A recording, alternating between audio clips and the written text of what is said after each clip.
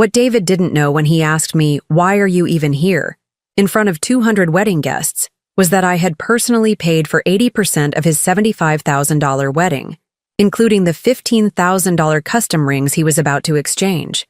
So I calmly walked to the altar, picked up both rings, and left the church without saying a word, knowing that canceling everything would cost him and his fiancée far more than just their dream day. Within 48 hours, David was sobbing in my living room, begging me to save his relationship, while his bride-to-be sat in my kitchen explaining why she'd spent 3 months treating me like hired help instead of the woman funding their entire future. Now they send me flowers every week. David calls me twice a day. And the daughter-in-law who once rolled her eyes at my outdated opinions asks my permission before making any major decisions.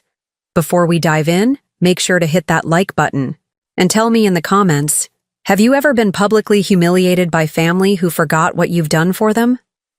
Share your story below, because today you're going to learn that sometimes the people who dismiss you are about to discover exactly how much they needed you all along. This is the story of how one question at a wedding altar turned a 70-year-old mother from an unwanted guest into the most powerful person in her son's life. How I went from being treated like an embarrassment to being treated like a queen, and why my son learned that disrespecting the woman who raised you is the fastest way to lose everything you think you've built. My name is Margaret Sinclair, and for 70 years I've lived by the principle that family comes first, even when family forgets that principle applies to everyone. For the past 8 months, I'd been watching my only son David plan his wedding to a woman who treated me like an obstacle to overcome, rather than a person to include, while David stood by and let it happen because keeping his fiancée happy was more important than protecting his mother's dignity. But let me tell you about the life I built before I became the inconvenient mother who supposedly didn't understand modern relationships. Let me tell you about the woman who raised David. Alone after his father died in a construction accident when David was only 6 years old. Let me tell you about the 40-year career I built in real estate that made me one of the most successful agents in Clearwater County, about the investments I made that turned a modest life insurance payout into a portfolio worth over $800,000. Met Robert Sinclair when I was 22, working as a secretary at Clearwater Real Estate while taking night classes to get my real estate license.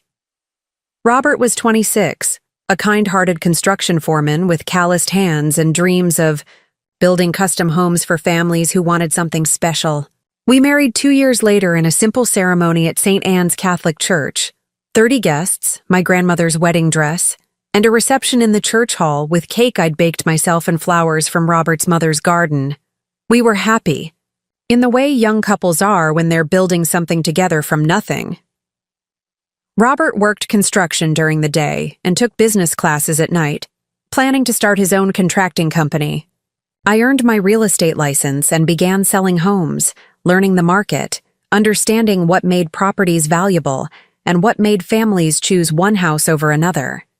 David was born 3 years into our marriage, on a snowy February morning, that forced Robert to leave work early and drive through a blizzard to make it to the hospital.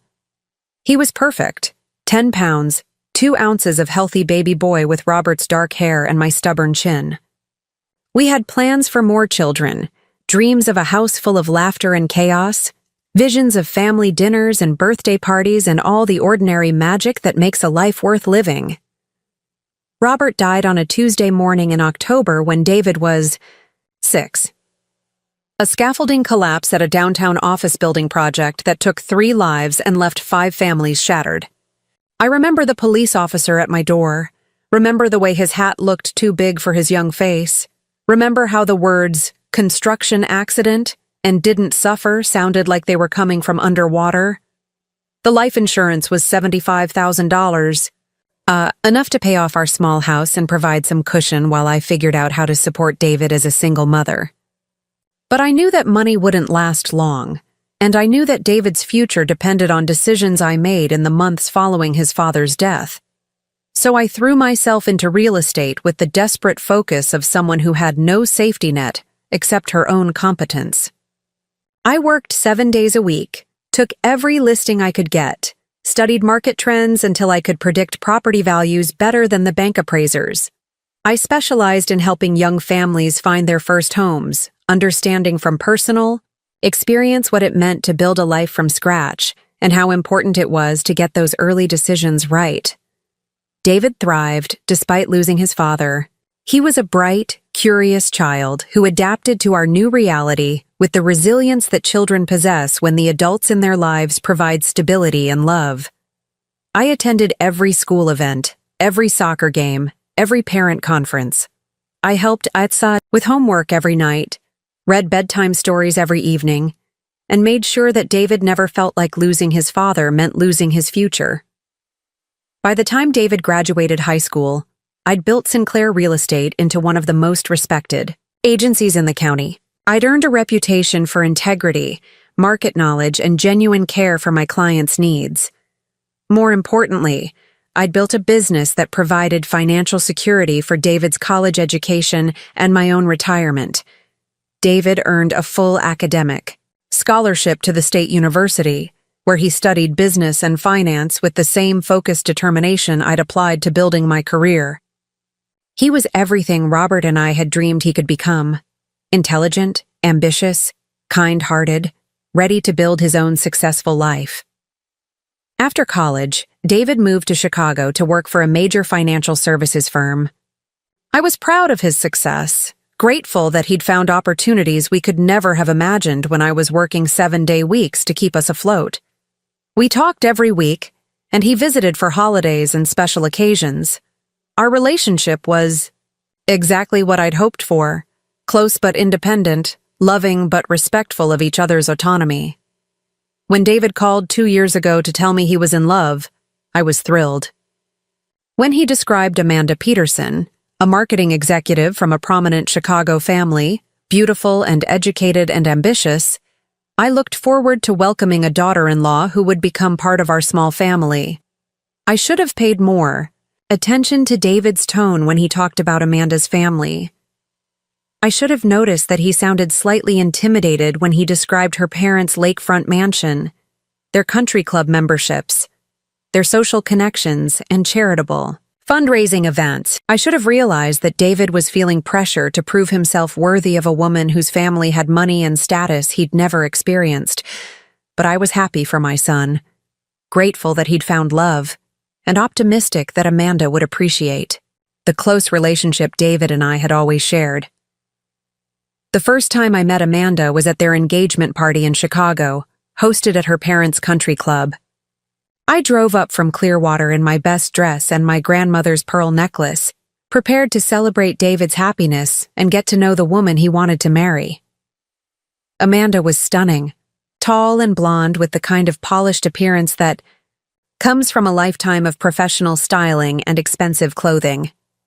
She was gracious during our introduction, asking polite questions about my drive to Chicago and my real estate business. But I noticed that she introduced me to her friends as David's mother from the small town, rather than by name, and that she seemed more interested in directing my attention to the country club's amenities than in having actual conversation. More concerning was the way David behaved around Amanda's family. The confident, self-assured son I'd raised seemed diminished somehow, eager to prove himself rather than comfortable being himself. He talked about his job with an enthusiasm that seemed forced, mentioned his college achievements with a defensive tone I'd never heard before, and deferred to Amanda's opinions even when discussing topics I knew he had strong feelings about.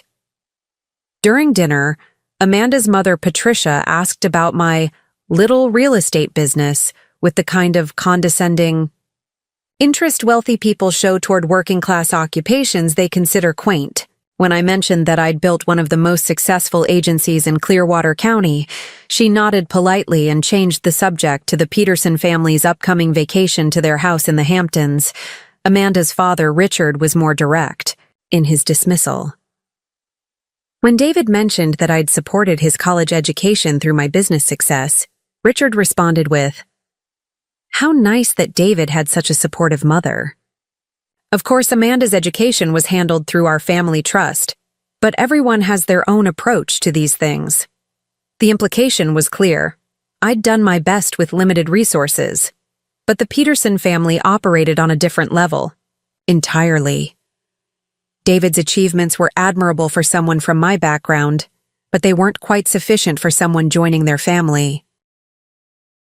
I left that engagement party with a sick feeling in my stomach, not because I was intimidated by the Peterson family's wealth, but because I could see how their attitudes were affecting David. My confident, accomplished son was starting to apologize for his background, to present his upbringing as something to overcome rather than something to be proud of. Over the following months, as David and Amanda planned their wedding, I watched my son gradually distance himself from his own history. Phone calls became less frequent. Holiday visits became shorter. When I suggested hosting an engagement party in Clearwater so my friends could meet Amanda, David explained that Amanda preferred to keep the celebrations intimate and manageable. The wedding planning process revealed the full extent of how Amanda saw me and my role in David's life. When they announced their engagement, I offered to contribute to the wedding expenses, assuming we'd have a conversation about budget and responsibilities like reasonable adults planning a major family event. Instead, Amanda presented me with a list of optional contributions that read more like a charity donation request than a family planning discussion. The list included items like flowers for mother of the groom corsage, $150, and contribution toward rehearsal dinner dessert, $300. Small, symbolic amounts that would give me the appearance of participation without any actual influence. Over decisions. When I suggested that I might want to contribute more substantially, Amanda responded with condescending gratitude. "Oh, Margaret, that's so generous of you to offer. We certainly don't expect anything beyond what you're comfortable with. David and I know that your situation is different from what we're used to." My situation. As if running a successful business for 30 years and accumulating nearly $1 million in assets was a situation rather than an accomplishment. But I was determined to be gracious, to support David's happiness even if it meant tolerating Amanda's barely concealed condescension. So I offered to pay for the flowers, all of them. The bridal bouquet, bridesmaids' bouquets, ceremony arrangements, reception centerpieces. The total cost was $12,000, but flowers were important to Amanda, and I wanted to contribute something meaningful to their special day. Amanda accepted my offer with the kind of surprised gratitude that suggested she'd never expected me to have that kind of money available. She thanked me repeatedly, mentioned how generous I was being, and assured me that she'd make sure the florist created something appropriate for the venue and guest list. Appropriate. Not beautiful, not meaningful, not something I'd be proud to have contributed. Appropriate for someone of my situation. A week later, David called to thank me for the flower contribution and to mention, almost casually, that they'd decided to upgrade several other aspects of the wedding since the flower budget was now available for other expenses. "We're going to hire a string quartet for the ceremony," he said. "And Amanda found these amazing specialty linens that will really elevate the reception tables. Plus, we're upgrading the bar package to include top-shelf liquor, upgrades funded by my flower contribution, but presented as Amanda's creative vision rather than my financial support." When I asked about being included in the planning process for the items I was funding, David explained that Amanda had very specific ideas about the wedding aesthetic, and that too many opinions might complicate the planning process. Too many opinions. My preferences for the flowers I was paying for were too many opinions. But the real revelation came when Amanda's sister mentioned at a family gathering that Amanda had been so clever to find ways to incorporate David's mother's contribution into the overall wedding vision without letting it affect the style Amanda really wanted. I was paying for the flowers, but Amanda was taking credit for their beauty and appropriateness. I was providing financial support, but it was being reframed as charity that Amanda was graciously accepting rather than partnership in creating David's wedding day. The pattern continued through every aspect of wedding planning. When I offered to pay for the photography, Amanda accepted, but insisted on hiring her friend's expensive studio rather than the equally talented local photographer I'd suggested. When I contributed to the catering costs, Amanda upgraded the menu without consulting me and presented the changes as her own thoughtful additions to the reception. Most painfully, when I offered to pay for David's wedding ring, a family tradition I'd been looking forward to since he was born, Amanda explained that she'd already chosen matching custom rings that were more suited to their lifestyle than anything traditional. The rings cost $15,000. I paid for both of them, but they were presented as Amanda's sophisticated choice rather than my gift to my son. Through all of this, David seemed oblivious to how I was being treated. When I mentioned feeling excluded from planning decisions, he assured me that Amanda was just detail-oriented and that I shouldn't take it personally. When I pointed out that my contributions were being minimized, he said I was being oversensitive and that what mattered was that we were all working together to create a beautiful wedding. Working together. Except I was providing money while Amanda was making decisions, and David was supporting his fiancé's vision while dismissing his mother's feelings. The final insult came when the invitations were printed. My name appeared on them as Mrs. Margaret Sinclair, while Amanda's parents were listed as Mr. and Mrs. Richard Peterson of Winnetka, with their full address and social credentials. The invitation listed the Peterson family as hosts, with a small line at the bottom noting that the bride and groom are grateful for the support of their families. I was supporting the wedding financially, but the Peterson family was hosting it socially. When I called David to ask about the invitation, he said Amanda had handled all the etiquette details and that the format was traditional for weddings of this type. Weddings of this type. As if there were different categories of weddings, and mine belonged to a lesser category that required different rules. 2 weeks before the wedding, I received my own invitation in the mail, along with a note from Amanda, thanking me for my generous contributions and assuring me that there would be a special place for me at the ceremony. A special place. Not the place of honor that the mother of the groom traditionally occupied, but a special place that Amanda had designated for me. The note also included a request that I coordinate my outfit with the wedding color scheme and that I limit my guest list to close family members since the venue had capacity constraints. I was being managed like a potential problem rather than welcomed as family. But I swallowed my pride and focused on David's happiness. I bought an expensive dress in Amanda's preferred color palette. I limited my guest list to my sister and my oldest friend from the real estate business. I practiced gracious behavior and prepared to be the kind of mother of the groom that Amanda would find acceptable. What I didn't prepare for was the conversation I overheard 3 days before the wedding, when Amanda was at David's apartment, discussing final details while I was visiting to drop off my wedding gift. I just don't understand why she has to be so involved, Amanda was saying as I approached the living room. I mean, I appreciate that she's contributing money, but she acts like that gives her opinions about everything. She's just excited about the wedding, David replied, but his tone was tired rather than defensive. She's been looking forward to this for years. Well, she needs to understand that this isn't her day, Amanda continued. The Peterson family has hosting reputations to maintain, and we can't have her enthusiasms affecting the overall impression. Her enthusiasms. My joy about my son's wedding was being characterized as problematic enthusiasm that might embarrass Amanda's family. What do you want me to do? David asked.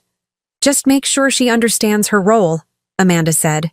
She can attend and smile and be grateful that we included her in such a beautiful event. But she needs to remember that she's a guest, not a host. Guest at my own son's wedding. A guest at an event I was funding. I stood outside that living room for several minutes, listening to my son agree to manage my behavior like I was a child who might misbehave at an adult event. I heard Amanda explain that her family was used to a certain level of sophistication. and that David needed to make sure I didn't say anything inappropriate during the reception. Inappropriate. Like expressing pride in my son's accomplishments, or mentioning my contributions to the wedding, or acting like I belonged at an event celebrating my own family. I left my wedding gift on David's kitchen counter and drove home without saying goodbye, spending the 3 days before the wedding trying to convince myself that Amanda's nerves were making her unreasonable and that David would remember his loyalty to me once the wedding stress was over. I was wrong. The morning of the wedding, I arrived at St. Catherine's Church in my carefully chosen dress and my grandmother's pearl necklace, carrying the gift I'd selected for the couple. A down payment on a house, presented as a check for $50,000 that would give them the foundation to start their married life. I found my special place in the third row, behind Amanda's extended family and college friends, with a view partially blocked by an ornate flower arrangement that I'd paid for. Amanda's grandmother, who was 92 and hadn't seen Amanda in 3 years, was seated in the front row. Amanda's college roommate, who'd been in the wedding party, was seated in the second row with her family. I was seated in the third row, behind people who barely knew David and had no investment in his happiness beyond social obligation. But I smiled and nodded graciously when other guests greeted me. I accepted compliments about the beautiful flowers with appropriate modesty. I prepared to watch my son marry the woman he loved, regardless of how that woman's family had chosen to treat me. The ceremony was beautiful. David looked handsome and happy in his custom tuxedo. Amanda looked stunning in her designer gown. The flowers I'd paid for created a perfect backdrop for their vows. The music I'd partially funded filled the church with elegant sound. Everything was perfect, except for the moment when David and Amanda approached the altar for the ring exchange, and David looked out at the congregation with an expression I couldn't quite read. His eyes found mine in the third row, and for a moment I thought I saw recognition of everything that was wrong with this situation. I thought I saw acknowledgement of how I'd been treated, appreciation for what I'd contributed, maybe even gratitude for the love and support I'd provided throughout his life. Instead, what I saw was embarrassment. David looked at me sitting in my carefully chosen dress in my designated third row seat, and I could see him wondering what Amanda's family thought about his mother's presence. I could see him calculating whether my appearance and behavior would reflect well on his new social status.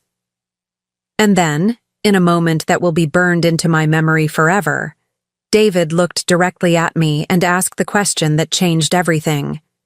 "Why are you even here?" Not quietly, not privately, not in a way that could be misunderstood or explained away. He asked it loudly enough for the people around me to hear, clearly enough that there was no mistaking what he'd said, deliberately enough that I understood it was a choice, not a mistake. My son, standing at the altar in his custom tuxedo at his $75,000 wedding that I'd funded, looked at his mother and asked why she was even there. The church was quiet, except for the shuffling of programs and the whispered conversations of guests who weren't sure they'd heard correctly. Amanda looked mortified, but not because her fiancé had just publicly humiliated his mother. She looked mortified because David had created a scene that might embarrass her family. I sat in my third row seat for approximately 10 seconds, processing the magnitude of what had just happened. My son had just publicly questioned my right to attend his wedding. In front of 200 guests, including his bride's family and social circle, he had suggested that I didn't belong at the most important day of his life. The day I had made possible. Stood up slowly, smoothed my dress, and walked toward the altar with the calm dignity that 30 years of real estate negotiations had taught me to maintain under pressure. The church was completely silent as I approached my son and his bride, both of whom looked confused about what I was planning to do. I picked up both wedding rings from the altar, the $15,000 custom rings I had purchased, the symbols of their commitment that I had made possible. I held them in my palm for a moment, looking at David with the same expression I'd used when he was 6 years old and had broken something valuable through carelessness. Then I put the rings in my purse, turned around, and walked out of St. Catherine's Church without saying a word. Behind me, I could hear the chaos beginning, Amanda's sharp intake of breath, David's confused, "Mom, wait," the murmur of 200 guests trying to process what they'd just witnessed. But I didn't stop. I didn't turn around. I didn't provide explanations or dramatic speeches. I got in my car and drove home, leaving my son standing at the altar with no rings, no ceremony, and a very clear understanding of exactly why I had been there. The phone calls started before I'd even reached my house. What neither David nor Amanda understood was that the quiet, outdated woman they'd been dismissing had resources, connections, and power they'd never bothered to discover. What they were about to learn was that funding someone's dreams gives you the power to destroy them, and that disrespecting someone publicly means accepting whatever consequences they choose to deliver privately. Margaret Sinclair wasn't just David's mother from a small town. I was a woman who had built a real estate empire from nothing, who had connections throughout the county's business community, who had spent 40 years learning how to negotiate from positions of strength. I was someone who understood that respect was earned through competence and maintained through consequences. More importantly, I was someone who had just learned that unconditional love doesn't require accepting unlimited disrespect. The morning of David's wedding had started like any other family crisis I'd spent months trying to solve, but it ended with me holding $15,000 worth of wedding rings while my son's entire future crumbled around the words he'd chosen to say at the worst possible moment. David thought he was choosing his new family over his old obligations. What he was actually choosing was to discover exactly how much his old family had been worth, and exactly how much it would cost him to get it back.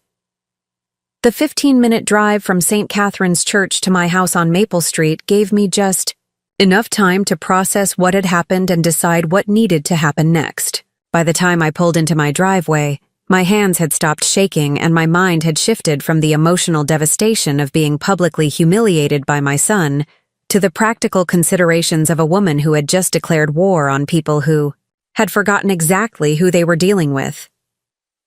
I walked into my house, the same modest 2-bedroom ranch that Robert and I had bought 35 years ago. The house I'd paid off with real estate commissions earned working 7-day weeks after he died, and set my purse on the kitchen table. The purse that now contained $15,000 worth of wedding rings and the power to destroy everything David thought he was building. The house was quiet in the way that houses are when their occupants have been away for important events, but it felt different now. It felt like a command center rather than a refuge, a place where strategy would be planned rather than wounds would be licked. I'd spent too many years building power to waste time feeling sorry for myself, when that power could be used to teach some very important lessons about respect and consequences. My phone started ringing before I'd even taken off my coat. The first call came from my sister Patricia, who had witnessed David's question and my response from her seat in the 4th row. Patricia was 2 years older than me, a retired school principal who had spent her career managing difficult people and impossible situations. She understood power dynamics better than most people, and she'd seen enough family drama to recognize when someone had crossed a line that couldn't be uncrossed. "Maggie," she said when I answered, her voice carrying the steel that had made her legendary among students who thought they could manipulate or intimidate teachers. "I saw what just happened. Are you all right?" "I'm better than all right," I said, surprising myself with how calm I sounded. "I'm awake." "What do you mean, awake?" "I mean, I finally understand what I've been dealing with for the past 8 months, I said, walking to my kitchen window and looking out at the garden that Robert had planted and I'd maintained for 3 decades. I thought Amanda was just nervous about the wedding and David was just trying to keep everyone happy. I thought if I was patient and generous and understanding, eventually they'd remember that I'm family and start treating me like family. And now? Now I understand that they never forgot I was family. They just decided that family means someone you can take advantage of without consequences, someone whose feelings don't matter as much as your social status, someone who should be grateful for whatever scraps of inclusion you decide to offer. Patricia was quiet for a moment, processing the implications of what I'd said. Maggie, what are you planning to do? I'm planning to remind them exactly who they're dealing with, I said, opening my purse and looking at the wedding rings that represented far more than $15,000 worth of jewelry. I'm planning to show them the difference between someone who chooses to be generous and someone who can be taken for granted. The rings are just the beginning, aren't they? The rings are a symbol, I confirmed. But symbols only matter if they're backed up by substance. And Patricia, I have plenty of substance that David and Amanda know nothing about. After hanging up with Patricia, I made myself a cup of tea and sat down at my kitchen table with a legal pad and the kind of methodical approach that had made me successful in real estate for 4 decades. If David and Amanda wanted to treat me like someone whose feelings didn't matter, they were about to discover exactly how much my actions could matter. The first thing I did was call my attorney, Robert Chen, who had handled my real estate transactions and investment planning for the past 15 years. Robert was 62, semi-retired, and one of the sharpest legal minds in the county. More importantly, he understood that successful people sometimes needed to protect themselves from family members who confused generosity with weakness. Margaret, Robert said when his answering service connected us, I wasn't expecting to hear from you on a Saturday.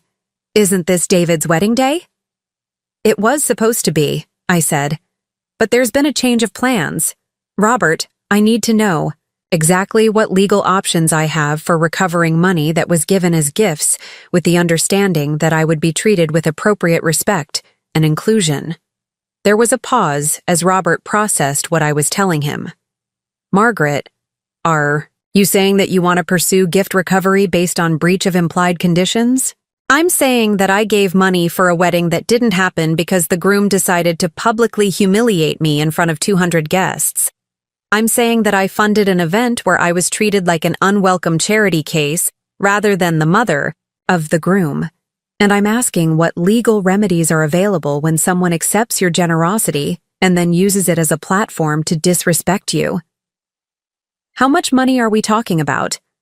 I pulled out the folder where I'd been tracking my wedding. Contributions, a habit born from 40 years of maintaining meticulous financial records for business purposes. $62,000 in direct contributions, I said, reading from my notes. $12,000 for flowers, $15,000 for rings, $8,000 for photography, $10,000 for catering upgrades, $7,000 for music, $6,000 for transportation, and $4,000 for miscellaneous items, plus the $50,000 house down payment I was planning to give them tonight. $112,000 total, Robert said, and I could hear him making notes. Margaret, that's enough money to make this a very serious conversation. When you gave these gifts, were there any written agreements about how you were to be treated or included in the planning process? No written agreements, I said. But there were clear understandings that my contributions would be acknowledged, that I would be included in planning decisions for items I was funding, and that I would be treated with the respect due to the mother of the groom and a major financial contributor. And those understandings were violated? Systematically and deliberately, I confirmed, culminating in David asking, "Why are you even here?" in front of the entire wedding party and all the guests. Robert was quiet for several minutes, and I could hear him typing as he researched relevant legal precedents. Margaret, you have several options, he finally said. The most straightforward is gift recovery based on failure of consideration. Essentially, you gave gifts with the understanding that certain conditions would be met, and when those conditions weren't met, you have grounds to demand return of the gifts. What about the rings specifically? The rings are particularly interesting because you removed them before the ceremony was completed. Legally, they weren't gifts to a married couple. They were items you purchased for a ceremony that didn't happen because of the groom's behavior. You have very strong grounds for keeping them or demanding reimbursement for other wedding expenses. And the other contributions? More complicated, but definitely pursuable. The key is documenting the implied conditions that were breached. The public humiliation at the ceremony is actually helpful from a legal standpoint. It provides clear evidence that the respectful treatment you had reason to expect was deliberately violated. After discussing strategy with Robert, I made my second important phone call to my financial advisor, Sarah Williams, who managed my investment portfolio and understood exactly what resources I had available for whatever came next. Sarah, I need to discuss liquidating some assets for a time-sensitive situation, I said when she answered her phone. Margaret, it's Saturday evening. Is everything all right? Everything is about to be much better, I said. But I need to know how quickly I can access significant cash if necessary. How significant are we talking about? Potentially 200,000 or more, depending on how far I decide to take this. Sarah was quiet for a moment. As my financial advisor, she knew that I had the assets to support whatever I was planning, but she also knew that I wasn't someone who made impulsive financial decisions. Margaret, can you tell me what this is about? I've been managing your portfolio for 8 years, and you've never asked about large-scale liquidation before. It's about teaching some people that taking advantage of me was the most expensive mistake they'll ever make, I said. It's about showing my son and his fiancée that the woman they've been treating like a charity case has more power than they ever imagined. I explained the situation to Sarah, who listened with the professional composure of someone who had seen enough family financial drama to understand that emotions and money could create very complicated situations. Margaret, from a financial standpoint, you definitely have the resources to make their lives very difficult, Sarah said.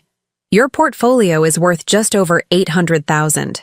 Your real estate assets add another $200,000, and your liquid savings could support whatever strategy you're considering. The question is whether this is the best use of your money. Sarah, I said, I've spent 40 years building financial security so that I would never have to accept disrespect from anyone, including my own family. If I don't use that security to protect my dignity now, when would I ever use it? That's actually a very sound investment philosophy, Sarah said, and I could hear her smiling. Money that doesn't protect your peace of mind and self-respect isn't really working for you. While I was making these calls, my phone was receiving a steady stream of messages from David, Amanda, and various wedding guests who had witnessed the ceremony disaster. I ignored all of them, focusing instead on building the foundation for whatever came next. The messages started polite and confused. David: Mom, I don't understand what happened. Can we please talk about this? Amanda: Mrs. Sinclair, I think there was some misunderstanding at the church. We really need to discuss this. But as the hours passed and I didn't respond, the messages became more desperate. David: Mom, please call me back. The wedding is ruined and everyone is asking questions I can't answer. Amanda: We need those rings back tonight. The reception is supposed to start in 2 hours and we don't know what to tell people. David: Mom, this is getting ridiculous. Whatever I said that upset you, we can work it out. But you can't just steal our wedding rings. Steal their wedding rings. The rings I had purchased with my own money were now being characterized as stolen property because I had declined to leave them at an altar where my son had questioned my right to exist. By 8 o'clock that evening, the time when David and Amanda's reception was supposed to be in full swing, I had developed a comprehensive strategy for dealing with the situation. The strategy had 3 phases: immediate consequences, medium-term pressure, and long-term restructuring of the relationship. The immediate consequences were already in motion. Without the rings, the ceremony couldn't be completed. Without the ceremony, the reception became an awkward party where 200 guests ate expensive food and celebrated a marriage that hadn't actually happened. David and Amanda would spend their wedding day explaining to family and friends why the groom's mother had walked out with the rings and why the bride and groom were hosting a reception for a ceremony that had been derailed. The medium-term pressure would involve systematic recovery of all the money I had contributed to the wedding, legal action if necessary, and social consequences that would help David and Amanda understand that public disrespect leads to public embarrassment. The long-term restructuring would depend on whether David and Amanda were capable of learning from this experience and treating me with appropriate respect, or whether they would continue to see me as someone whose feelings didn't matter as much as their social ambitions. At 8:30, my doorbell rang. Through the front window, I could see David standing on my porch, still wearing his wedding tuxedo but looking considerably less confident than he had at the altar. He was alone. Apparently, Amanda had decided that direct confrontation with me wasn't the best use of her time on what was supposed to be her wedding day. I let him ring the doorbell 3 times before I answered the door, and when I did, I opened. It only wide enough to acknowledge his presence without inviting him inside.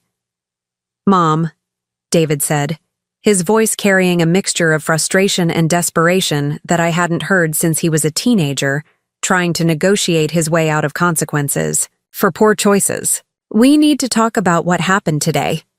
"Do we?" I asked calmly, making no move to open the door wider or step aside to let him in. "Of course we do. Mom, you walked out of my wedding and took our rings. Everyone saw what happened. And now, Amanda's family thinks I come from some kind of dysfunctional background where family members sabotage each other's important events." "I see," I said. "So your concern is that Amanda's family thinks poorly of your background. My concern is that you ruined my wedding day over some kind of misunderstanding that we should be able to work out like adults. Some kind of misunderstanding." David was characterizing his public humiliation of me as a misunderstanding, as if his question about why I was even there had been delivered in a foreign language that I had somehow misinterpreted. "David," I said, "tell me exactly what misunderstanding you think occurred?" He shifted uncomfortably in his tuxedo, apparently realizing that explaining his behavior was more difficult than he had anticipated. "Look, I was nervous, and there were a lot of people watching, and I guess I said something that came out wrong. But you know I didn't mean anything by it." "What did you mean by it?" I don't know what I meant. I was just overwhelmed by everything, and I wasn't thinking clearly." "David, you looked directly at me and asked, 'Why are you even here?' in front of 200 people, including Amanda's family and social circle. You questioned my right to attend your wedding. That wasn't unclear thinking, that was a choice." "It wasn't a choice to hurt you," David said, his voice taking on the defensive tone he'd used as a child when caught in behavior he couldn't justify. "It was just, things have been stressful with the wedding planning, and Amanda's family has certain expectations, and I guess I've been feeling pressure to prove that I belong in their world. And apparently part of proving you belong in their world involves distancing yourself from your own family." "That's not what I was trying to do." "Then what were you trying to do when you asked why I was even there?" David was quiet for several seconds, staring at his expensive wedding shoes and apparently trying to find an explanation that would make his behavior seem reasonable. "I guess I was trying to show Amanda's family that I wasn't some small-town guy who needed his mother's approval for everything," he finally said. "I was trying to prove that I'm independent and sophisticated enough to be part of their social circle. And you thought the best way to prove your sophistication was to publicly disrespect the woman who raised you?" "I wasn't trying to disrespect you. I was just trying to establish some boundaries." Boundaries. David was characterizing his wedding day humiliation of me as establishing healthy boundaries, as if asking why I was even there was a mature way to define our relationship. "I see," I said. "And what boundaries were you trying to establish?" "I was trying to establish that Amanda and I are the primary family now, and that our decisions about the wedding and our future don't require your input or approval." "David, do you remember who paid for your wedding?" He shifted uncomfortably again, apparently realizing that his independence argument became more complicated when confronted with financial reality. You made generous contributions, and Amanda and I are grateful for that, but contributing money doesn't give you control over our decisions. You're absolutely right, I said. Contributing money doesn't give me control over your decisions, but it does give me control over my money. And it certainly gives me the right to expect basic courtesy and respect, especially at public family events. Mom, can we please just talk about this inside? I feel ridiculous standing on your porch in a tuxedo arguing about wedding etiquette. David, the time for talking was before you decided to humiliate me in front of 200 people. The time for working things out was during the 8 months when I was contributing money to your wedding while Amanda was excluding me from planning decisions. The time for mutual respect was when I offered to support your happiness and you could have chosen to protect my dignity. So, what do you want from me now? Do you want an apology? Do you want me to grovel? Do you want me to admit that I made a mistake? I want you to understand that actions have consequences, I said. I want you to realize that the woman you just publicly dismissed as irrelevant to your life has more power than you ever imagined. And I want you to think very carefully about whether the approval you gained from Amanda's family is worth the cost of losing mine. David stared at me for several seconds, apparently processing the implications of what I'd said. Are you threatening me? I'm educating you, I said. I'm helping you understand that treating someone like they don't matter is a choice that comes with results, and those results are entirely up to the person who was mistreated. Mom, this is crazy. You're talking like you're planning some kind of revenge plot over a wedding day argument. David, I'm not planning revenge. Revenge is emotional and temporary. I'm planning consequences. Consequences are educational and permanent. I started to close the door, but David put his hand against it to keep it open. Wait, Mom, please. Can we at least discuss the rings? Amanda is beside herself, and her parents are asking questions about why the ceremony couldn't continue. We need those rings back so we can have some kind of ceremony tonight or tomorrow. The rings are safe, I said. When you're ready to treat me with appropriate respect and acknowledge your mistakes, we can discuss returning them. Until then, they'll remain with the person who purchased them. You can't just keep our wedding rings hostage over hurt feelings. David, these aren't hurt feelings. This is a fundamental misunderstanding about who has power in this relationship. You seem to think that because I love you, I'm required to accept whatever treatment you decide to give me. You seem to think that because I'm your mother, my feelings matter less than your social ambitions. That's not true. Then explain to me why you thought it was acceptable to ask why I was even at your wedding. David was quiet again, apparently, realizing that there was no explanation for his behavior that wouldn't make him look worse. I made a mistake, he finally said. I was nervous and I said something stupid and hurtful. I'm sorry. Can we please move past this and get back to celebrating my wedding? David, apologies only matter when they're accompanied by understanding. Do you understand why what you did was wrong? I understand that I hurt your feelings. That's not understanding. That's acknowledging a symptom. Do you understand why what you did was wrong? David looked confused, as if the distinction I was making didn't make sense to him. Because you're my mother and I should treat you with respect. Because I'm a person who deserves respect, regardless of my relationship to you, I corrected. Because I contributed significantly to making your wedding possible, and gratitude is the appropriate response to generosity. Because publicly questioning someone's right to be present at a family event is cruel and unnecessary. Okay, I understand all of that. I'm sorry for all of that. Now, can we please resolve this so Amanda and I can get married? David, what exactly do you think resolving this means? I think it means you give us back our rings. We have a quick ceremony with just immediate family, and we move forward from this mistake. And what about the money I contributed to the wedding? What about it? Do you plan to reimburse me for funding an event where I was treated like an unwelcome charity case? David looked genuinely surprised by the question, as if the idea that my financial contributions came with any expectations about my treatment had never occurred to him. "Mom, you gave us that money as gifts. You can't ask for gifts back just because you're upset about something that happened later." "David, I gave you money with the understanding that I would be treated like family and included in appropriate planning decisions. When those understandings were violated, the gifts were given under false pretenses. That's not how gifts work." "That's exactly how gifts work when they're given between family members with implied conditions about respect and inclusion." David was quiet for a long moment, apparently realizing that the financial implications of this conversation were more serious than he had anticipated. "Mom, are you saying you want us to pay back the money you contributed to the wedding?"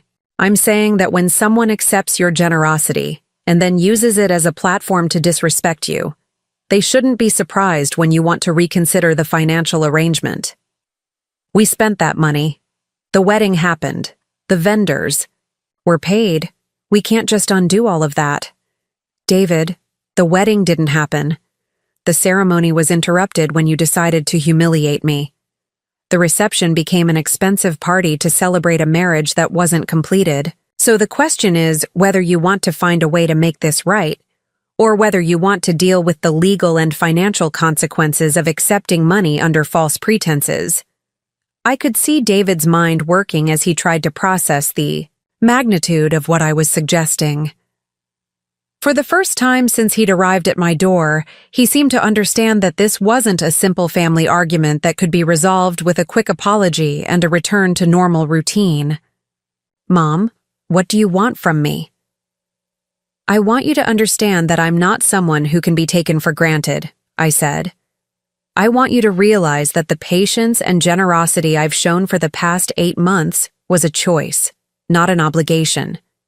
And I want you to decide whether you want me as an ally or an opponent, because those are your only 2 options." "What does that mean?"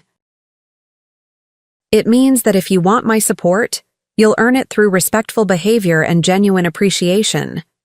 If you want to continue treating me like someone whose feelings don't matter, you'll discover exactly how much my opposition can affect your life." David stared at me for several seconds, apparently trying to determine whether I was serious about the choice I was presenting him with. "And if I choose to treat you with respect and appreciation, then we can rebuild our relationship on a foundation of mutual consideration instead of my unconditional availability to be taken for granted.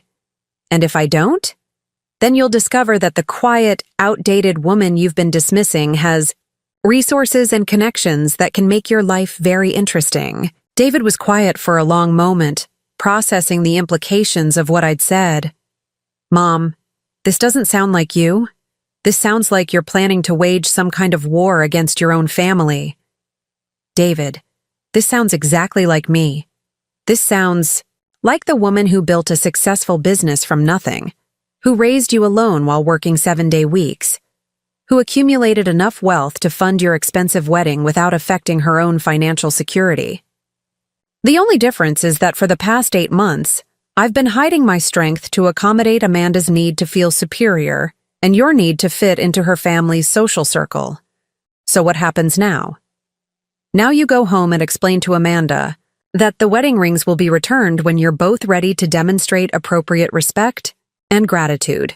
You explain that the money I contributed to the wedding was given with certain expectations about how I would be treated, and that those expectations were violated.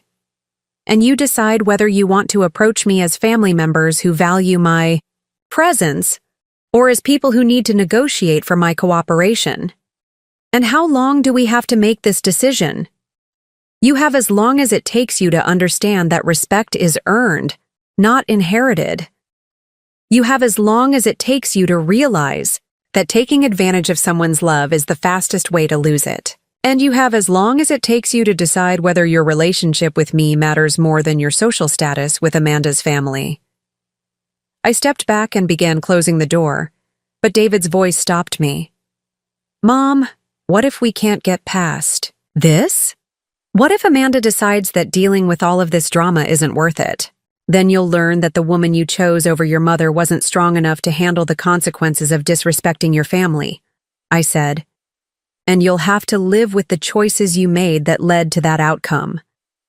I closed the door and locked it, leaving David standing on my porch in his expensive tuxedo, finally beginning to understand that his wedding day question had started a conversation that would end on my terms, not his. Through my front window, I watched him walk back to his car, moving with the uncertain steps of someone who had just discovered that the power dynamics in his life were very different from what he had assumed. My phone buzzed with a text message from Amanda. "Mrs. Sinclair, David told me about your conversation. We really need to work this out. Can we meet tomorrow to discuss returning the rings and moving forward?" I read the message and smiled, recognizing the tone of someone who was beginning to understand that negotiations would be conducted on my terms, not theirs. I didn't respond to the text. Let them wonder what I was planning. Let them spend the night that was supposed to be their wedding night, trying to figure out how to deal with the woman they had underestimated. Tomorrow, the real education would begin. Sunday morning. Arrived with the kind of crisp autumn sunshine that should have been perfect for a honeymoon departure, but instead found David and Amanda Peterson Sinclair dealing with the wreckage of their canceled wedding and the growing realization that Margaret Sinclair was not the manageable problem they had assumed her to be. I woke up at 6 a.m., as I had every morning for the past 40 years, but instead of my usual routine of coffee and newspaper reading, I found myself energized by the strategic possibilities that lay ahead. The wedding rings sat in my jewelry box like symbols of power reclaimed, and my phone showed 17 missed calls and 12 text messages from various combinations of David, Amanda, and members of the Peterson family who were beginning to understand that yesterday's church incident was not a simple family disagreement that could be smoothed over with apologies and explanations. The first message had arrived at 6:47 a.m. from Amanda herself. "Mrs. Sinclair, I know you're upset about yesterday, but we really need to find a way to move forward. David and I have been talking all night, and we both realized that there were misunderstandings on all sides. Could we possibly meet this morning to discuss how to resolve this situation? We're willing to have a small ceremony today if we can work out the details." A small ceremony today? Amanda was still operating under the assumption that this was about wedding logistics rather than fundamental relationship restructuring. She thought the problem was timing and guest lists, not respect and power dynamics. The second message came from David at 7:15 a.m. "Mom, Amanda and I have been up all night trying to figure out how to fix this. We know you're hurt and we want to make it right. Can we please meet today to talk through everything? Amanda's parents are asking a lot of questions, and we need to give them some kind of explanation about what happens next." Amanda's parents are asking questions. David was worried about managing the Peterson family's expectations rather than understanding why his behavior had been unacceptable. He was still thinking about social management rather than personal accountability. But the most interesting message had come at 11:23 p.m. the previous night from a number I didn't recognize. "Mrs. Sinclair, this is Patricia Peterson, Amanda's mother. I think we need to have a conversation about yesterday's events. Perhaps we could meet for coffee this morning to discuss how our families might move forward from this unfortunate situation." Patricia Peterson, Amanda's mother, wanted to meet with me directly, which suggested that the Peterson family was taking this situation more seriously than David and Amanda were. It also suggested that they understood this wasn't just about hurt feelings and wedding logistics. This was about family dynamics and power structures that could affect their daughter's future.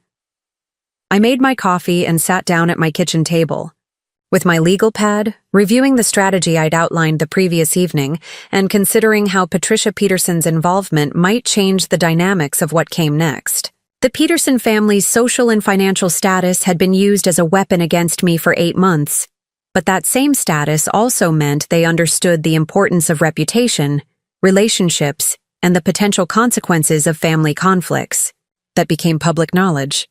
At 8 a.m., I called Patricia Peterson back.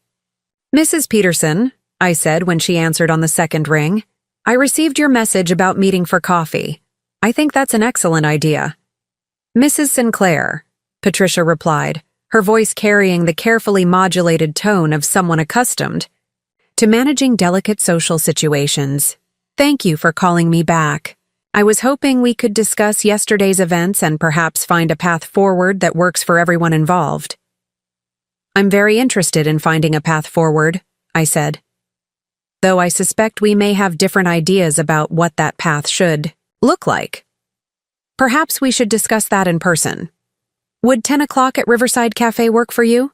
It's quiet on Sunday mornings, and we could have a private conversation. Riverside Cafe. The same upscale restaurant where Jessica had celebrated her business success while I stood outside in the rain. Patricia Peterson was choosing the venue carefully, neutral territory that reflected her family's social level while avoiding the intimacy of either family's home. 10 o'clock sounds perfect, I said. I'll see you there.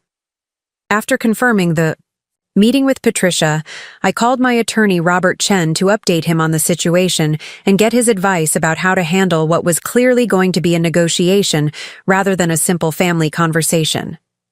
Margaret, Robert said when I explained about Patricia Peterson's invitation, this is actually a very positive development. The fact that Amanda's mother wants to meet with you directly suggests that the Peterson family understands this situation has legal and financial implications that go beyond family drama. What should I be prepared for? Expect her to try to minimize the significance of what happened while positioning the Peterson family as reasonable people who want to resolve this amicably. She'll probably offer some kind of compromise that allows everyone to save face while getting you to return the rings and drop any claims for financial recovery. And how should I respond? Remember that you hold all the cards right now. You have the rings, you have legal grounds for gift recovery, and you have the financial resources to make this very expensive for them if they don't take your concerns seriously. Don't let her frame this as a simple misunderstanding between emotional family members. This is about respect, accountability, and the consequences of treating people badly. Should I make any specific demands?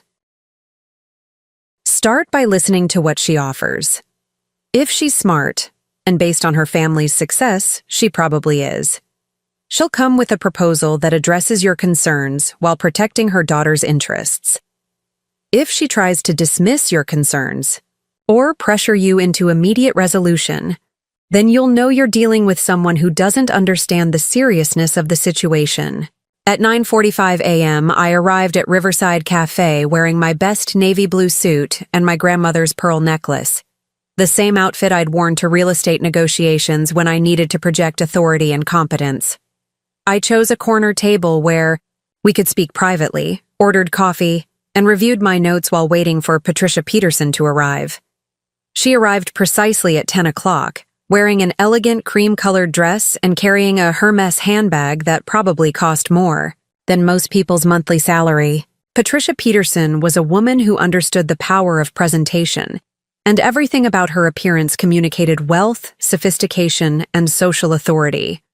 Mrs. Sinclair, she said as she approached the table, extending her hand with the practiced grace of someone accustomed to managing important social interactions. Thank you so much for agreeing to meet with me. I know yesterday was difficult for everyone involved. Please call me Margaret, I said, standing to shake her hand and noting that her grip was firm and confident. And thank you for reaching out. I think it's important that we understand each other's perspectives. Patricia sat down and ordered tea, taking a moment to arrange her purse and compose herself before beginning what was clearly going to be a carefully planned conversation. Margaret, I want to start by saying that Richard and I have tremendous respect for the way you raised David. He's a wonderful young man, and Amanda is very lucky to have found someone with his character and values. A diplomatic opening that acknowledged my role in David's development while positioning Amanda as the beneficiary of my good parenting. Patricia was establishing that she recognized my contributions while subtly reinforcing that those contributions were in the past and that Amanda was now the primary beneficiary of David's positive qualities. "Thank you," I said. "David is a good man, though I'm concerned that recent events suggest he may be losing sight of some of the values I tried to instill in him." "I think yesterday was a very stressful situation for everyone," Patricia continued. "And sometimes stress brings out behavior that doesn't reflect our true character. David has been under tremendous pressure with the wedding planning, his career advancement, and trying to balance the expectations of both families. Stress and pressure."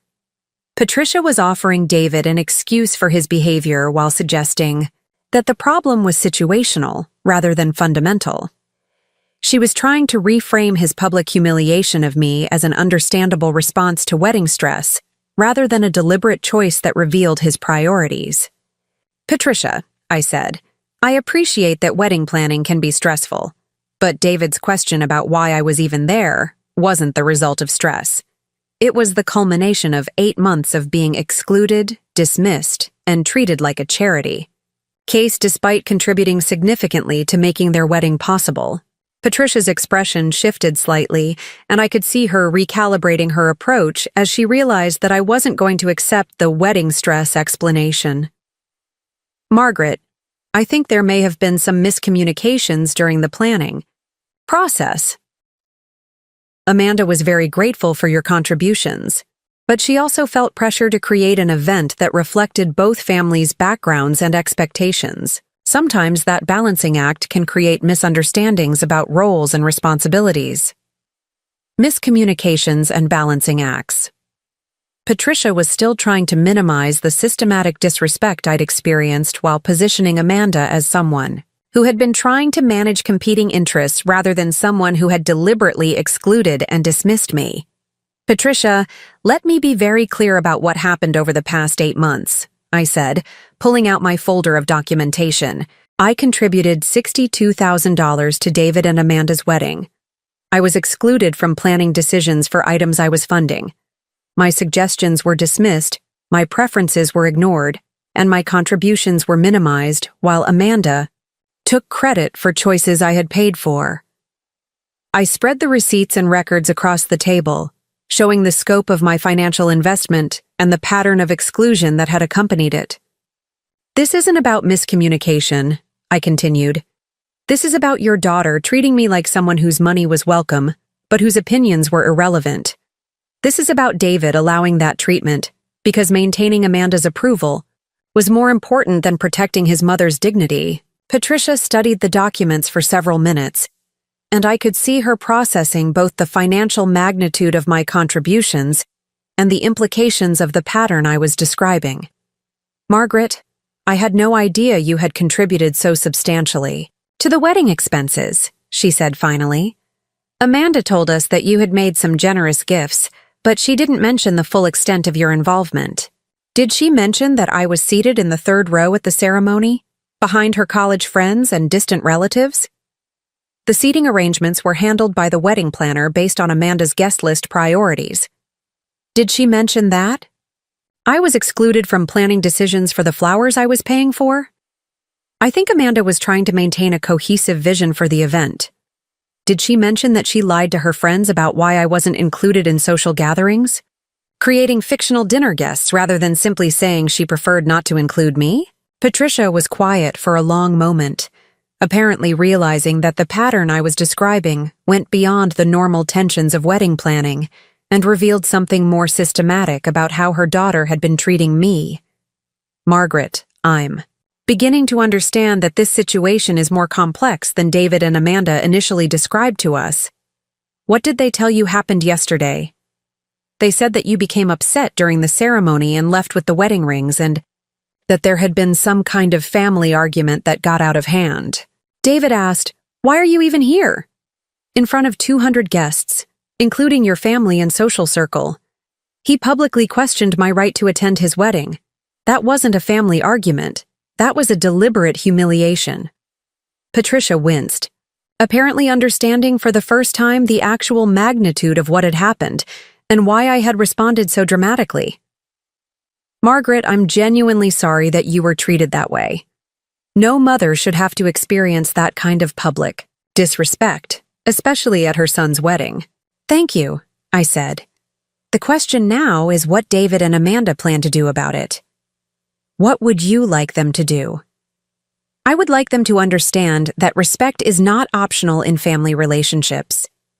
I would like them to acknowledge that my contributions to their wedding entitled me to basic consideration and inclusion, and I would like them to demonstrate that they've learned from this experience before we discuss any future relationship.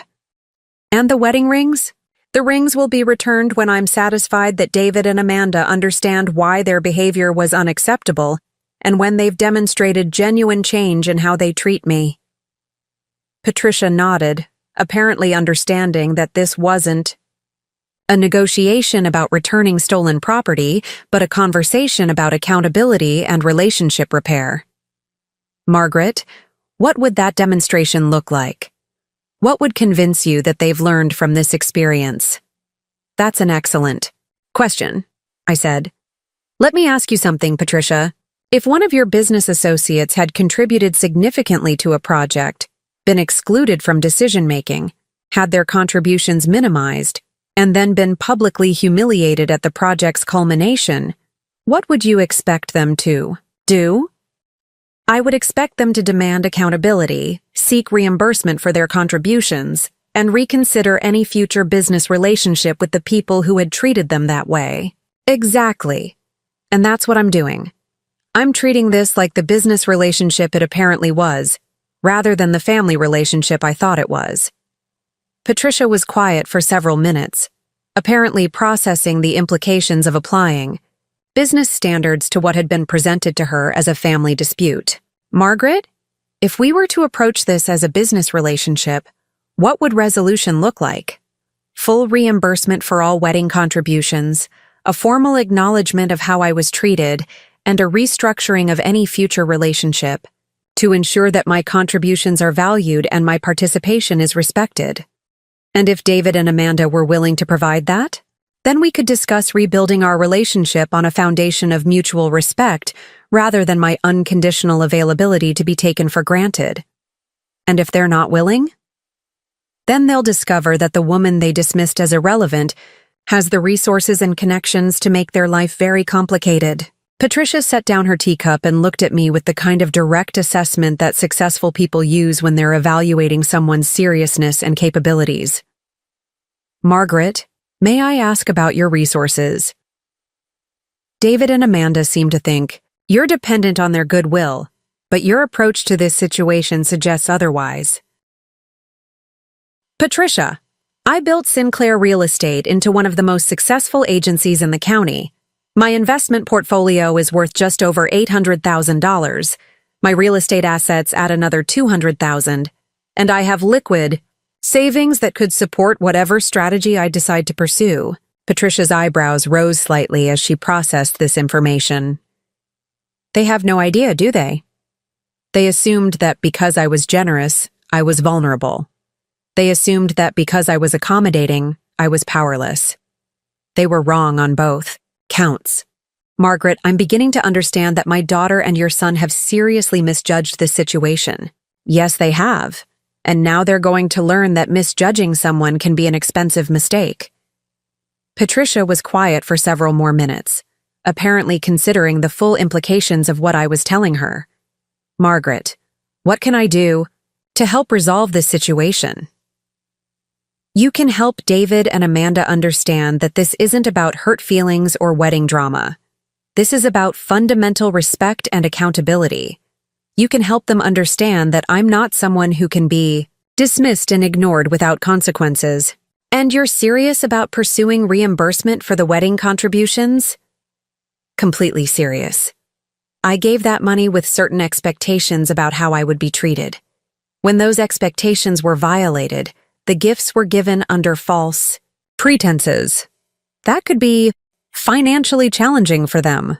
Then they should have considered that before deciding to treat me like someone whose feelings didn't matter. Patricia nodded, apparently understanding that I wasn't bluffing about the financial consequences. Margaret, would you be willing to Meet with David and Amanda if I could convince them to approach this conversation with appropriate seriousness and humility?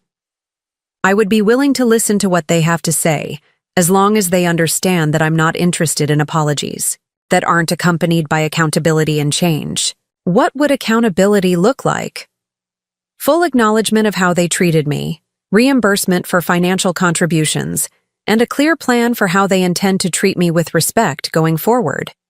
And if they can provide that, then we can discuss what a healthy relationship between us might look like in the future.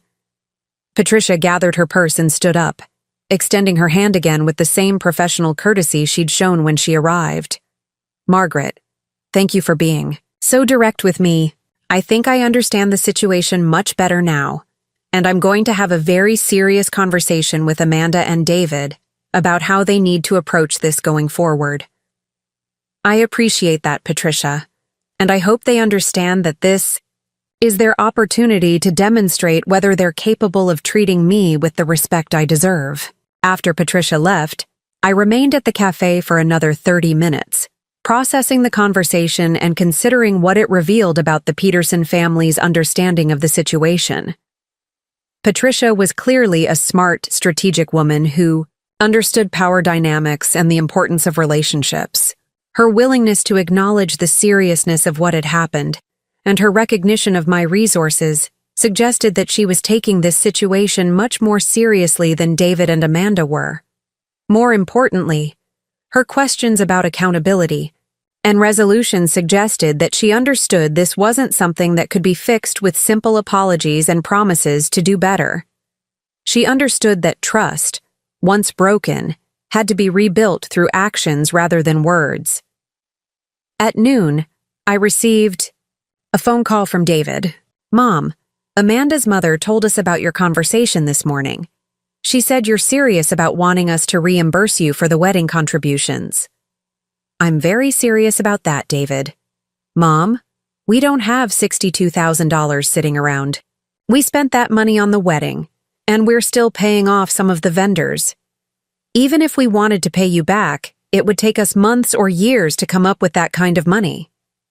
Then you should have thought about that before you decided to publicly humiliate me. Mom, that's not fair. You can't just demand that we pay back money you gave us as gifts because you're upset about something I said. David, I can absolutely demand reimbursement when gifts were given under false pretenses. And I have legal grounds to pursue recovery when the implied conditions of those gifts were violated." There was a pause as David processed what I was telling him. "You've talked to a lawyer about this?" "I've talked to my attorney about all aspects of this situation, including gift recovery, financial fraud, and the legal remedies available when someone accepts money and then fails to honor the implied agreements that accompanied those contributions." "Mom, you can't be serious about taking legal action against your own family. David, you made this a legal issue when you decided to treat me like someone whose contributions could be accepted while my dignity could be dismissed. You made this about more than family relationships when you chose to prioritize Amanda's social ambitions over basic respect for the woman who raised you. What do you want from us? I want you to understand that actions have consequences. I want you to demonstrate that you've learned from this experience, and I want you to prove that you're capable of treating me with the respect I deserve. How are we supposed to prove that? Figure it out, David. You're a smart, educated man with a successful career. If you can navigate corporate politics and impress Amanda's family with your sophistication, you should be able to figure out how to demonstrate respect and accountability to your own mother. And if we can't figure it out to your satisfaction, then you'll discover that the woman you dismissed as irrelevant has the power to make your life very complicated in ways you haven't even considered yet. I hung up before David could respond, and immediately called my attorney to discuss the next phase of my strategy. Robert, I've just had very interesting conversations with both Patricia Peterson and David. I think it's time to formalize our position and make it clear that this isn't a family dispute. This is a legal and financial matter that requires serious resolution. What are you thinking? I'm thinking we need to send a formal demand letter that outlines the legal basis for gift recovery, specifies the timeline for reimbursement, and makes it clear that failure to respond appropriately will result in legal action. Margaret, that's going to escalate this situation significantly. Once we send a formal legal demand, there's no going back to treating this as a family disagreement. Good, I said. Because this isn't a family disagreement. This is about people who thought they could take advantage of me without consequences, learning that they were wrong. At 2 o'clock that afternoon, I received a text message from Amanda. Mrs. Sinclair, my mother told me about your conversation. I think I'm beginning to understand how hurt you must be feeling. Would you be willing to meet with David and me to discuss how we can make this right? We really want to find a way to move forward that works for everyone. I read the message and smiled, recognizing the shift in tone from someone who was beginning to understand that this wasn't about hurt feelings that could be soothed with explanations and apologies. This was about power, respect, and consequences that required serious negotiation. But I didn't respond immediately. Let them wonder about my timeline. Let them spend the day that was supposed to be their honeymoon trying to figure out how to deal with the woman they had underestimated. Instead, I called my financial advisor Sarah to discuss liquidating enough assets to pursue whatever legal action might be necessary. Sarah, I need to be prepared for the possibility that this situation will require significant legal expenses and potentially lengthy court proceedings. I want to make sure I have enough liquid assets to sustain whatever strategy becomes necessary. Margaret, how much are we talking about? Potentially $50,000 to $100,000 in legal fees, depending on how far they want to take this and how much pressure I need to apply to get their attention. You have the assets to support that kind of campaign? Sarah confirmed. But, are you sure this is how you want to use your money? Sarah, I've spent 40 years building financial security so that I would never have to accept disrespect from anyone. If I'm not willing to use that security to protect my dignity now, what was the point of building it? When you put it that way, it sounds like a very sound investment in your peace of mind and self-respect. At 4 o'clock, I finally responded to Amanda's text. Amanda, I'm willing to meet with you and David, but only if you understand that this is not a negotiation about hurt feelings. This is a business discussion about accountability, reimbursement, and the terms of any future relationship. If you're prepared to approach this conversation with appropriate seriousness, we can schedule a meeting. If you're still looking for explanations and apologies to make this go away, then you're not ready for the conversation we need to have. The response came back within 5 minutes. We understand. When would be convenient for you? Tomorrow evening, at 6 o'clock at my house. Come prepared to discuss specific plans for reimbursement and concrete changes and how you intend to treat me going forward. We'll be there. I set down my phone and looked around my modest kitchen, thinking about how much had changed in the 24 hours since I'd walked out of St. Catherine's Church with their wedding rings. Yesterday, I'd been the grateful grandmother who was supposed to be thankful for whatever inclusion they chose to offer. Today, I was the woman holding all the cards in a negotiation that would determine whether they had any relationship with me at all. The transformation felt good. It felt like finally remembering who I'd always been beneath the accommodating exterior I'd worn for too long. Tomorrow evening, David and Amanda would learn whether they were capable of treating me with the respect I'd always deserved. And if they weren't, they'd discover exactly how expensive it could be to underestimate Margaret Sinclair. The rings in my jewelry box weren't just symbols of their interrupted wedding. They were symbols of power reclaimed and dignity restored. And I had no intention of giving up either one without getting exactly what I deserved in return. Monday evening arrived with the kind of crisp October air that made everything feel sharp and clear, which seemed appropriate for what was going to be the most important conversation of my relationship with David and Amanda. I had spent the day preparing my house, my documentation, and my strategy with the methodical precision that had made me successful in real estate for 4 decades. The dining room table was set not for a family dinner, but for a business meeting.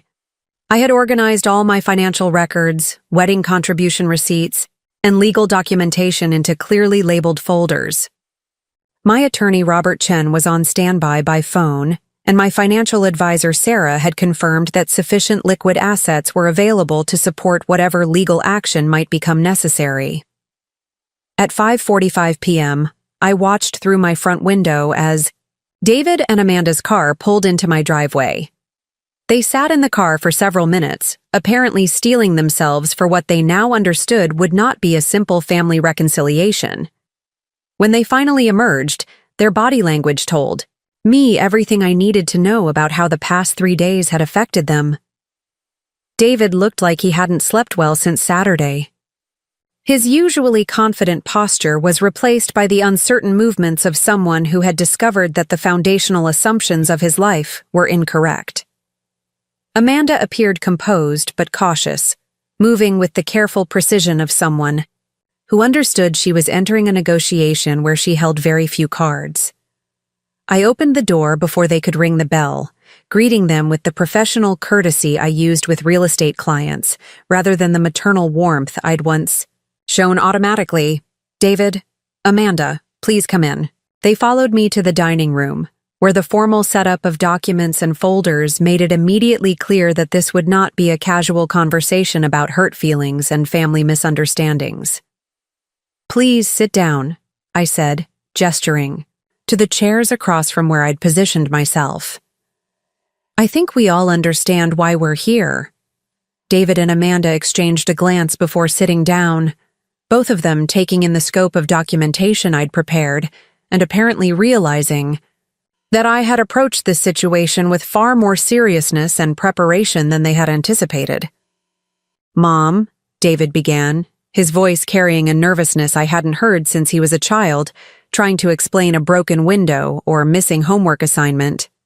Amanda and I have been talking a lot about what happened on Saturday, and we both realize that we made some serious mistakes. I appreciate that acknowledgement, I said, opening the first folder and removing a typed document that I'd prepared earlier. But before we discuss mistakes and apologies, I think it's important that we all understand exactly what we're dealing with here. I placed the document on the table between us. It was a comprehensive summary of my financial contributions to their wedding, organized by category and supported by receipts and bank records. This is a complete accounting of my financial investment in your wedding, I continued. $62,000 in direct contributions, plus an additional $50,000 that I was planning to give you as a house down payment gift. $112,000 total. Amanda's face went pale as she scanned the document, apparently seeing for the first time the full scope of my financial involvement in their wedding.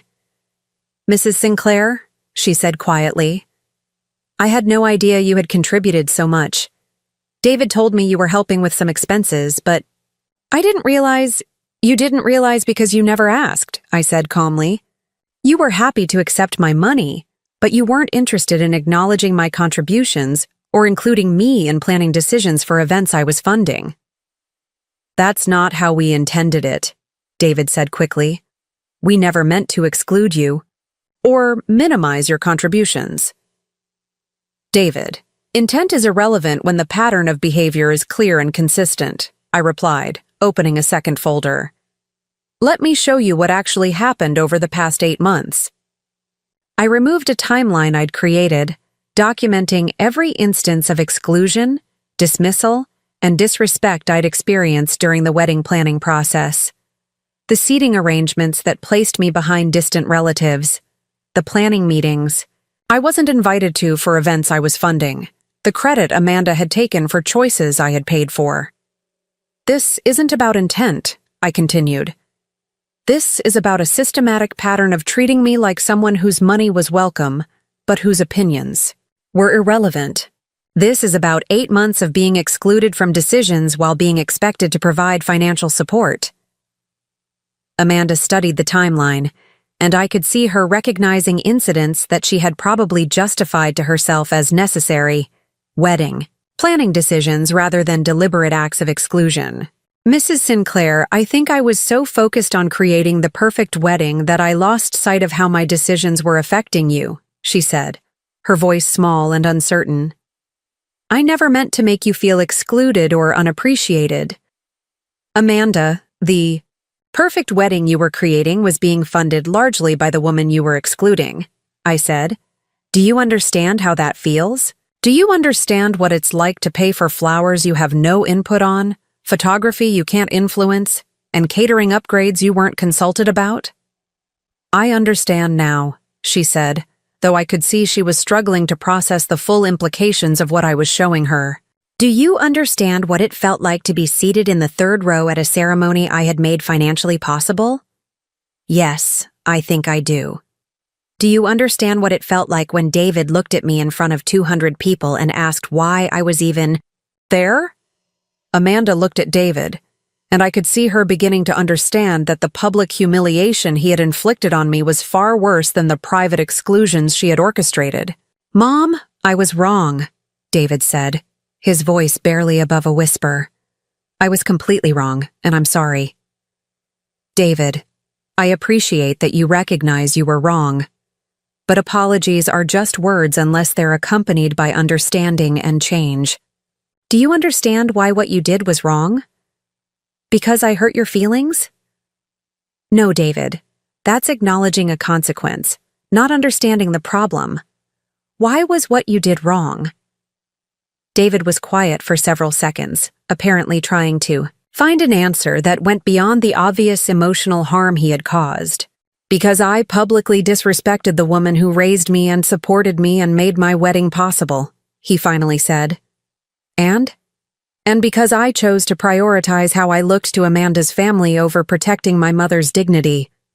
And because I treated you like someone whose feelings didn't matter as much as my social status. That's better, I said. Now, Amanda, do you understand why your behavior over the past 8 months was problematic?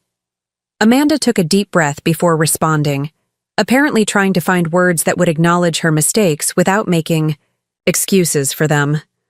I treated you like someone whose money was more important than your opinions, she said slowly. I accepted your generosity while excluding you from decisions. I took credit for choices you had funded, and I never considered how my actions were making you feel. Why did you do those things? Because I was intimidated by planning such an expensive wedding, and I thought if I could control all the details, I could create something that would impress my family and David's colleagues, she admitted. I was so focused on how the wedding would look to other people that I forgot about how my choices were affecting you. And David allowed this to happen because... Amanda looked at David, clearly expecting him to answer for himself. Because I was intimidated by your family's wealth and social status, David said, looking directly at me for the first time since he'd arrived. Because I thought if I could prove I belonged in their world, I would feel more confident about my own worth, and because I was so focused on gaining their approval that I forgot about protecting the person who had always supported me. So both of you treated me badly because you were insecure about your social status and thought that excluding me would somehow elevate you. Yes, they said almost simultaneously, both of them looking ashamed and uncomfortable. And when I objected to this treatment by taking the wedding rings and leaving the ceremony, you initially characterized my response as stealing, overreacting, and being unreasonable. Yes, David admitted, because we didn't understand how seriously we had violated your trust and dignity. And now? Now we understand that you responded appropriately to being treated inappropriately, Amanda said. Now, we understand that you were protecting yourself from people who had been taking advantage of your generosity. I nodded, satisfied that they had at least begun to understand the fundamental issues that had led to Saturday's confrontation. Good. That's the foundation we need for any productive conversation about what happens next. I opened a third folder and removed a document that my attorney had helped me prepare. This is a formal demand for reimbursement of all wedding-related contributions based on the legal principle that gifts given under implied conditions of respect and inclusion can be recovered when those conditions are violated. David and Amanda both leaned forward to read the document, and I could see their faces growing more concerned as they processed the legal language and financial implications. $112,000, David said quietly. Mom, we don't have that kind of money available. Even if we liquidated everything we own, it would take us years to pay you back that amount. Then you should have considered that before you decided to treat me like someone whose dignity was expendable, I said.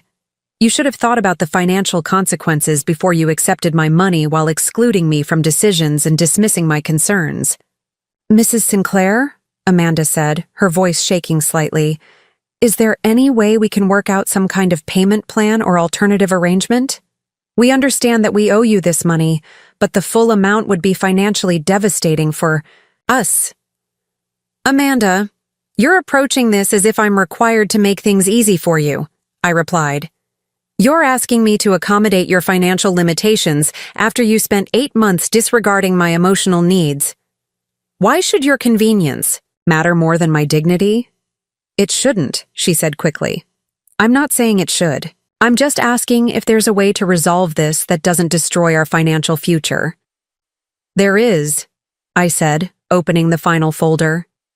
But it requires you to demonstrate genuine change rather than just offering apologies and promises. I removed a document I titled Terms for Ongoing Relationship and placed it on the table between them. This outlines the conditions under which I would be willing to consider reducing the financial reimbursement and rebuilding our family relationship. I explained. These are not suggestions or starting points for negotiation. These are requirements. David and Amanda read through the document carefully, and I watched their expressions change as they processed what I was demanding. The first requirement was a formal written acknowledgement of how they had treated me, to be signed by both of them and kept on file with my attorney. Not a simple apology, but a detailed admission of the specific ways they had excluded, dismissed, and disrespected me. The sigh. Second requirement was that all future family decisions that affected me must include my input and consideration. Wedding anniversaries, holiday celebrations, major purchases, career changes, and any other significant life events must be planned with my involvement and approval. The third requirement was that my financial contributions to their future must be acknowledged and appreciated publicly, not hidden or minimized to protect their pride or social status. The fourth requirement was that they would attend family counseling with a therapist of my choosing, at their expense, to address the underlying attitudes and behaviors that had led to this situation.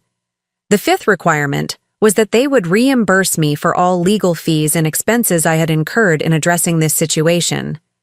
The final requirement was that any violation of these terms would result in immediate implementation of the full financial reimbursement demand, with no further opportunity for negotiation or accommodation. These terms are non-negotiable, I said after they had finished reading. You can accept them and begin rebuilding our relationship on a foundation of mutual respect, or you can reject them and deal with the full legal and financial consequences of your choices. David and Amanda looked at each other, then back at the document, then at me. I could see them trying to process both the specific demands and the broader implications of what I was requiring. Mom, these terms are extensive, David said carefully. Yes, they are. Because trust once broken requires extensive effort to rebuild. Because respect, once violated, must be re-earned through consistent demonstration of change. And because people who have proven themselves capable of taking advantage of my generosity need to prove they're capable of treating me appropriately. What? If we agree to these terms but then have disagreements about specific situations? Amanda asked. Then we'll work through those disagreements like adults who respect each other's perspectives, I said. But Amanda, the fundamental dynamic has changed. You no longer get to make unilateral decisions about family matters and expect me to accommodate whatever you decide. Your opinions are no longer automatically more important than mine simply because you're married to my son. And if we can't agree on something, Then we'll involve the family therapist to help us find solutions that respect everyone's needs. But Amanda, you need to understand that the days of dismissing my concerns because they're inconvenient for you are over. David was quiet for several minutes, apparently trying to understand the full scope of what accepting these terms would mean for his marriage and future relationship with me. Mom, what happens if we sign this and then Amanda and I have marriage, problems, or other personal issues? Are you going to be involved in every aspect of our lives? David, I'm not interested in controlling every aspect of your lives. I'm interested in being treated with basic respect and consideration. If you have marriage problems, that's between you and Amanda. But if you make decisions that affect family relationships or require my support, then yes, I expect to be consulted and respected. And the financial reimbursement? If you comply with these terms for a period of 2 years, demonstrating genuine change in how you treat me, I will consider the financial debt resolved. If you violate these terms, the full amount becomes immediately due. Amanda raised her hand, slightly, as if asking permission to speak. Mrs. Sinclair, can I ask why you're giving us this option at all? You have legal grounds to pursue the full reimbursement, and you clearly have the resources to make our lives very difficult if we don't pay. Why offer us a way to avoid the financial consequences? It was a good question, and one that revealed Amanda was beginning to understand the power dynamics of our situation. Because despite everything that has happened, I still love David, and I recognize that you make him happy, I said. Because I would prefer to have a respectful relationship with both of you rather than spend the next several years in legal battles. And because I believe people can change if they have sufficient motivation to do so. And you think these terms provide sufficient motivation? I think these terms provide a clear framework for what respectful treatment looks like. And clear consequences for failing to provide that treatment. Whether you choose to change is up to you. David and Amanda spent several more minutes reviewing the document and discussing specific terms in quiet voices. I could see them trying to calculate the financial implications of compliance versus non-compliance and weighing the lifestyle changes that accepting my terms would require. Finally, David looked up at me. Mom, if we sign this, and if we comply with all these terms, what does our relationship look like going forward? It looks like a family where everyone's opinions matter, where decisions are made with consideration for all affected parties, and where respect is mutual rather than conditional, I said. It looks like the kind of relationship we should have had all along. And you would really forgive everything that happened? The exclusion, the disrespect, the public humiliation? David, forgiveness isn't about forgetting what happened or pretending it didn't matter. Forgiveness is about choosing to rebuild based on new understanding and changed behavior. If you can demonstrate that you've learned from this experience and that you're committed to treating me appropriately, then yes, I can forgive. Amanda spoke up. Mrs. Sinclair, I know I have no right to ask this, but would you be willing to return the wedding rings if we sign this agreement? They're very important to us, and we would like to have a small ceremony with just immediate family to actually complete our marriage. I had been expecting this request, and I had already decided how to respond. Amanda, the rings will be returned when you have demonstrated the first phase of compliance with these terms. When you have signed the written acknowledgement of how you treated me when you have scheduled and begun family counseling, and when you have shown me that you understand this is about fundamental change rather than temporary accommodation to get what you want. How long would that take? That depends entirely on how seriously you approach the process and how quickly you can demonstrate genuine change. It could be weeks, or it could be months. The timeline is up to you.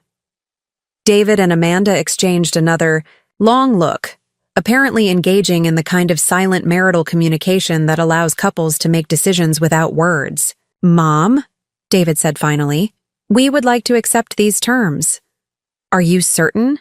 Because once you sign this agreement, there are no takebacks, no renegotiations, and no excuses for non-compliance. "We're certain," Amanda said. "We understand that we created this situation through our own choices, and we accept responsibility for making it right." I removed 2 copies of the agreement from the folder and placed them on the table with pens. "Read through everything one more time, make sure you understand all the requirements, and then sign both copies. One will be filed with my attorney, and one will be yours to keep as a reference."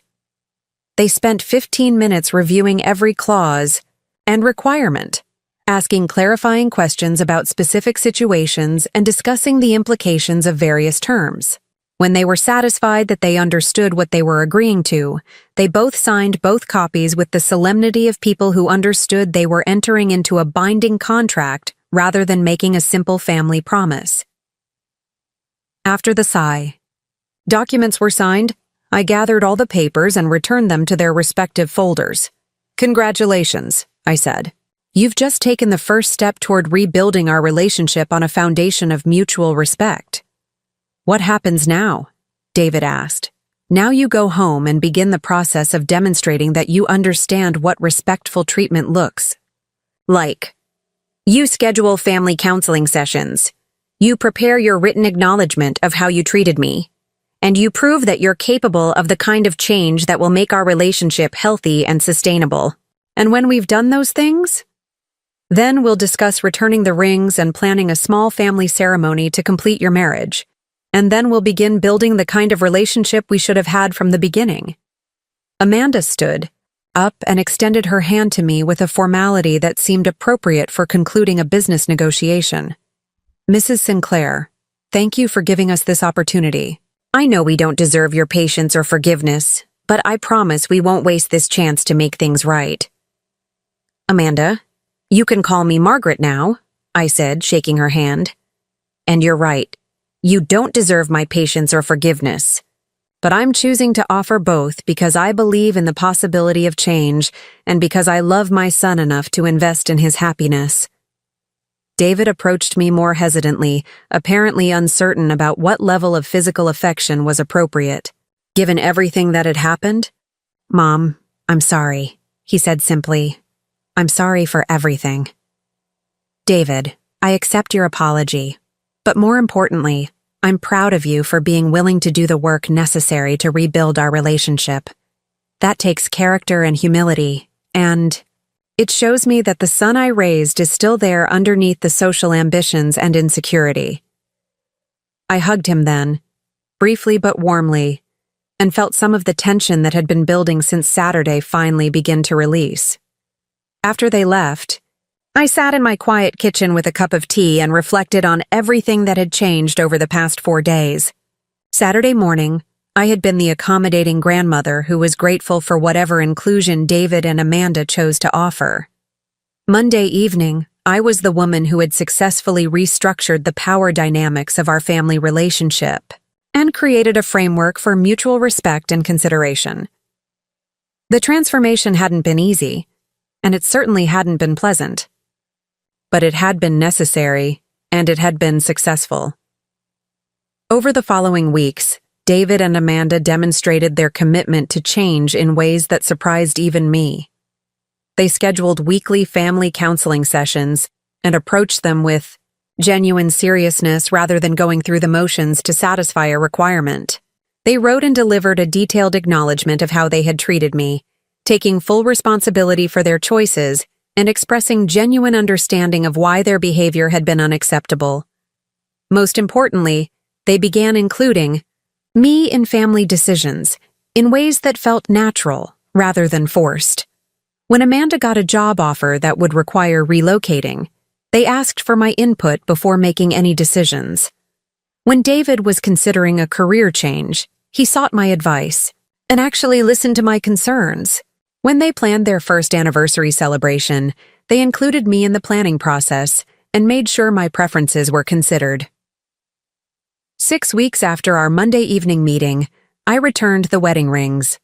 The small family ceremony that followed was everything their original wedding should have been: intimate, meaningful, and focused on the love between two people rather than impressing a crowd of social acquaintances. David and Amanda exchanged the rings I had purchased with words they had written themselves, expressing not just their commitment to each other, but their gratitude for the family support that had made their relationship possible.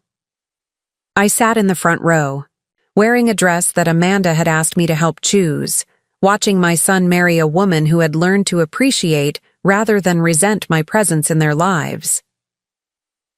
The reception was held at my house, with a guest list that included only people who genuinely cared about David and Amanda's happiness. We ate food that we had planned together, danced to music we had chosen collaboratively, and celebrated a marriage that was built on a foundation of mutual respect rather than social ambition. Now, 6 months later, David calls me twice a week just to talk. Amanda sends me flowers every Friday with notes expressing gratitude for specific ways I've supported their family. They both seek my advice on major decisions and actually implement my suggestions when they make sense. Most importantly, they both understand that respect is not optional in family relationships, and that taking advantage of someone's love is the fastest way to lose it. The lesson here isn't about revenge or punishment. It's about understanding your own worth and refusing to accept treatment that doesn't honor that worth. It's about recognizing that love without respect is manipulation, and that generosity without appreciation is exploitation. Sometimes the people who claim to love you need to learn how much they need you before they can learn how to value you. Sometimes the worst thing that happens to you turns out to be the best thing that could have happened, because it forces everyone involved to confront truths they've been avoiding. If someone in your life is treating you like your feelings don't matter, like your contributions aren't important, like your presence is more obligation than blessing, maybe it's time to show them exactly what they stand to lose. Because respect isn't a gift you give to people who are nice to you. Respect is a requirement for any healthy relationship, and you have every right to demand it from the people who claim to care about you. David thought he was choosing his new family over his old obligations when he asked, "Why are you even here?" At our wedding altar. What he was actually choosing was to learn exactly how much his old family was worth, and exactly how much it would cost him to earn it back. The answer, as it turned out, was everything. But sometimes, everything is exactly what it takes to build something better. What's your story? Have you ever had to teach someone your worth? Share it in the comments below. And remember to like and subscribe for more stories about turning your worst moment into your greatest victory. Because you're never too old, never too powerless, and never too late to demand the respect you deserve. Sometimes you just need the right motivation to remember who you really are. Up next, you've got 2 more standout stories right on your screen. If this one hit the mark, you won't want to pass these up.